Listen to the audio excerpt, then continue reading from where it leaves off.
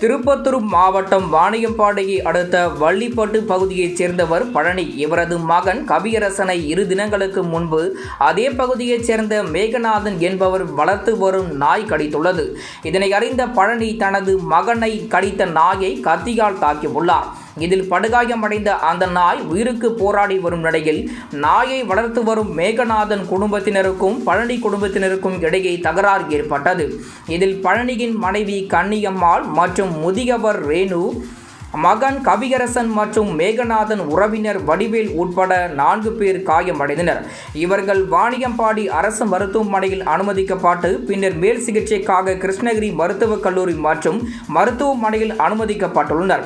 இச்சம்பவம் குறித்து வாணியம்பாடி கிராமிய காவல்துறையினர் 2 குடும்பத்தைச் சேர்ந்த 9 பேர் மீது வழக்கு பதிவு செய்து விசாரணை மேற்கொண்டு வருகின்றனர். இச்சம்பவம் அப்பகுதியில் பரபரப்பை ஏற்படுத்தியுள்ளது.